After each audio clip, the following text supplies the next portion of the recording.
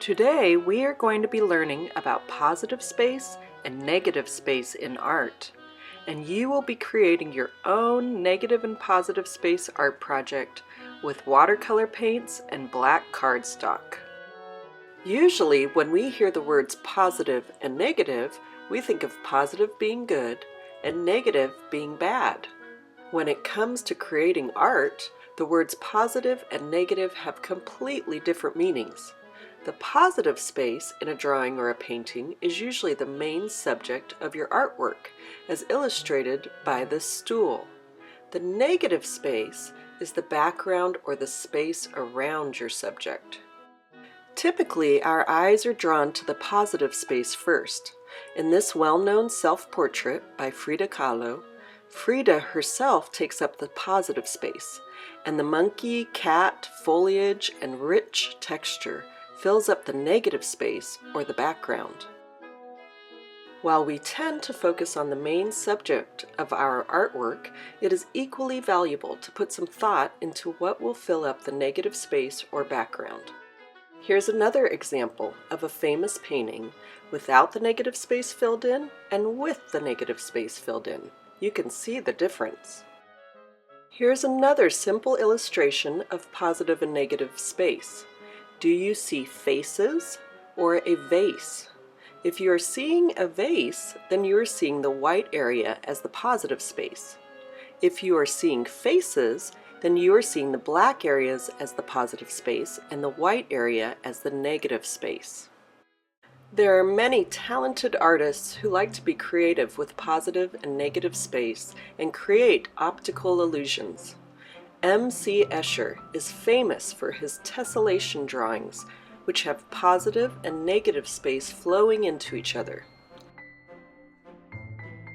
Tang Yao Hung is a talented Malaysian artist who is known for playing with positive and negative space in his art.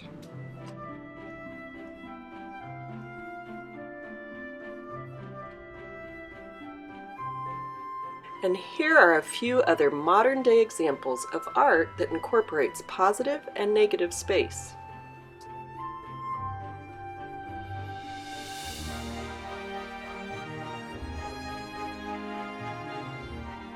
Today, you are going to use black cardstock and watercolor paint to create your own piece of artwork that incorporates an interplay of positive and negative space.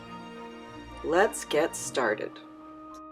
Step 1. Place a sticky label on the back of your white watercolor paper.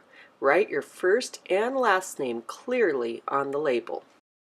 Step 2. Set your white watercolor paper aside and turn your piece of black paper vertically in front of you. Step 3. Use a pencil to draw half of a heart or an insect. Pretend that you are splitting the object vertically down the middle and you are only drawing half of it. Your drawing should consist of one continual line. Step 4. Use scissors to cut out your shape. Take your time with this step so that you have smooth lines defining your negative and positive space. After cutting out your shape, you should be able to place them opposite of each other and see a reversal of the same shape.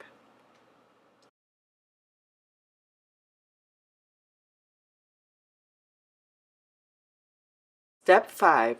Gently use an eraser to erase any pencil lines on your black cutout.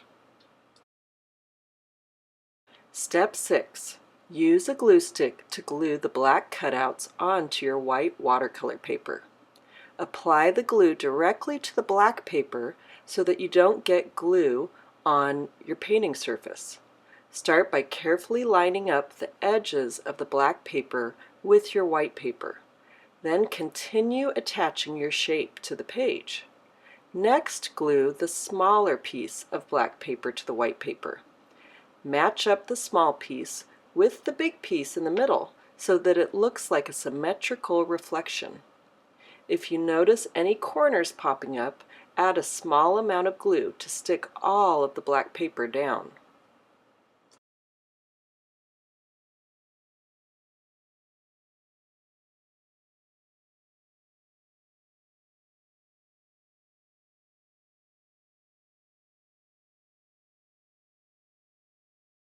Step 7.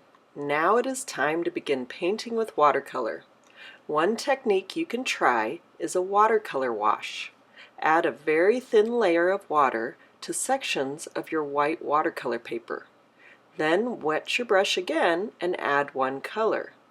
After you are satisfied with your first color, choose a second color to add in. Important: rinse your brush thoroughly in between paint colors so that you do not mix up your colors. You can use the paper towel to dab extra water off of your brush when needed. Try not to get too much water on the black paper. You can use paper towel to dab off any extra water or paint. Step 8. Play around with the paint until you are satisfied with your colors.